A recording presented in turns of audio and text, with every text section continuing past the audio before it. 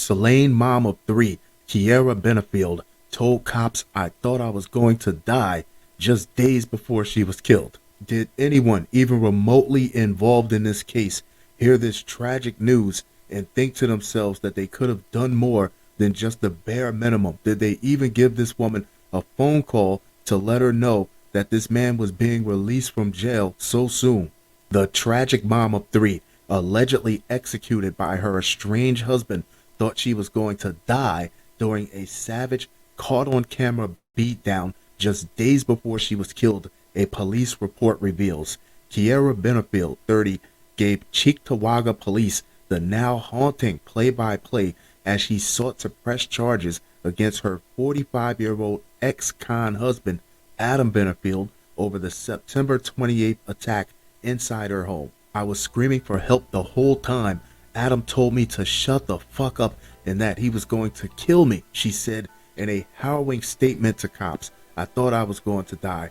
But the graphic description from the victim and horrifying video she posted on Facebook later that day as a cry for help were still not enough to get prosecutors to charge Adam Bennefield with anything higher than misdemeanors. How, as a judge, do you take one look at that video and not do everything in your power to keep that man away from that woman and those children? If it's out of your hands, then whose hands should it be in? A few BS misdemeanors and a few days in jail did absolutely nothing but infuriate this man towards this woman even more. He was subsequently sprung from jail on no bail because of the low-level charges on October 4th, a day before he allegedly ambushed Keaira and she took her kids to school and gunned her down. Bennefield has been charged with second-degree murder in Keaira's death. Piss poor all across the board. Second-degree murder means non-premeditated. You have this man is beating this woman and flat out threatened to kill her. You lock him up for a few days, he comes home, and the first thing he does is kills that woman. How is that not premeditated? But a Supreme Court judge in Buffalo and the Erie County District Attorney's Office now appear to be circling the wagons by not handing over court documents related to Bennefield's murder case. Of course not, because they dropped the ball in every aspect of this case.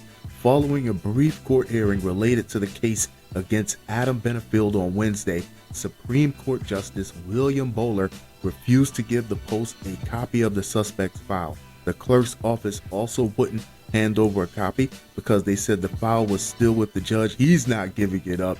And the DA's office had earlier told the Post any request for the criminal complaint needed to be filed with the court. They're stonewalling everybody who wants to look into how badly they really botched this. Of course, nobody wants to openly admit that they held that man just long enough to let his anger fester and stew, and when he had a full head of steam, they just opened the gates right into her direction.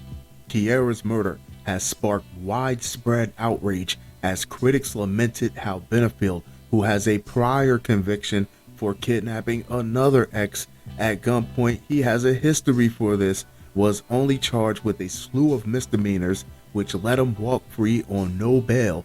And New York judges also can't weigh the dangerousness of a perp in considering bail, meaning his prior 2000 conviction, for which he served 15 years, couldn't be taken into account. And this is exactly how they boxed themselves out.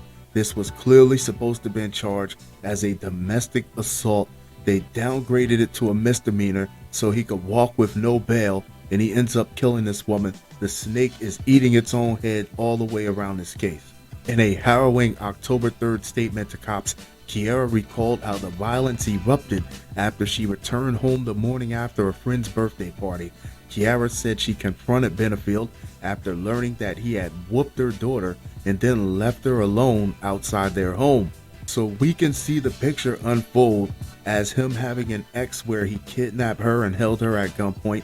He's putting his hands on his current girlfriend, all the way down to putting his hands on his current girlfriend's young daughter. We are clearly dealing with someone who has a need to express his authority over women. Adam hit me anywhere he could all over my body, she told cops. I was kicking Adam, trying to get him to stop hitting me, and at some point we ended up on the floor.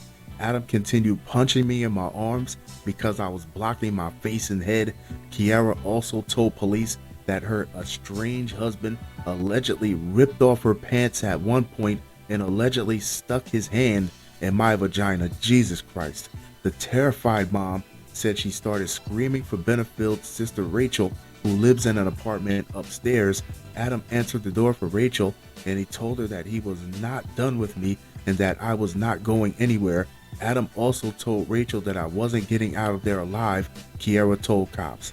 This man was escalating in real time, and I for one have absolutely no reason to believe that he wasn't ready to do the worst right up until he got interrupted. I was talking to him at that point, trying to calm him down because I was fearful for my life. I thought I was going to die, she recalled to the police. By the time officers arrived, police said Bennefield had barricaded himself in a bathroom and was self-harming with the box cutter. Why didn't he just finish the job? Make this world a better place. Cops obtained an arrest warrant for Bennefield for harassment on the day of that incident. The charges weren't upgraded until Keaira showed them the surveillance video several days later.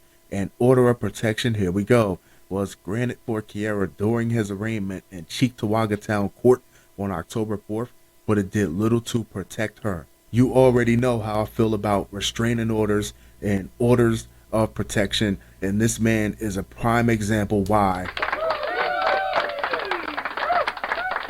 he doesn't give a good goddamn about a piece of paper. Keaira donned a bulletproof vest the next morning to take her kids to school, which is a horrible way to live, especially around the children to see that. And that is when cops say she was ambushed by Bennefield, who rammed his car into hers and then shot her dead. In the aftermath, Erie County District Attorney John J. Flynn was adamant that no felony charges could have been filed against Bennefield to prevent him from being released without bail. That's bullshit, and now you have to use that same legal jargon to explain to the public why you couldn't save that woman's life. Good luck. We don't fabricate evidence. We don't upgrade charges unethically when the evidence is not there. Come on, you're the police.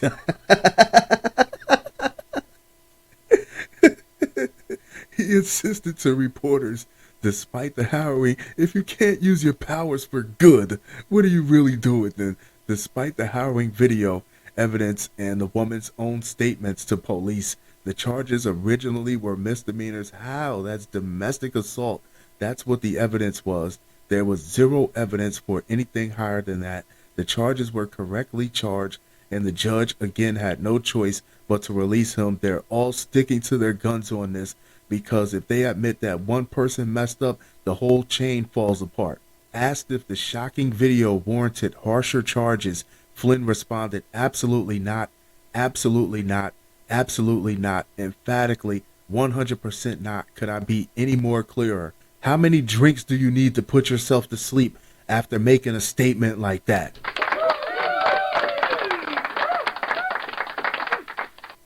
He added the injuries and the evidence did not sustain higher charges.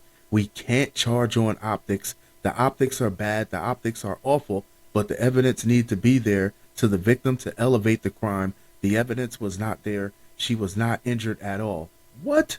Police noted in their report that Keaira was examined at the scene because she was having pain in her wrist, but there was no obvious injury. She also told cops that she was otherwise unharmed. She was in shock, according to the police report. The DA's office has repeatedly declined to comment on the case to the Post, given it is pending prosecution. Let me know, do you think the system failed this woman and they could have done a lot more to protect her? Or do you think the letter of the law had their hands tied, as they said?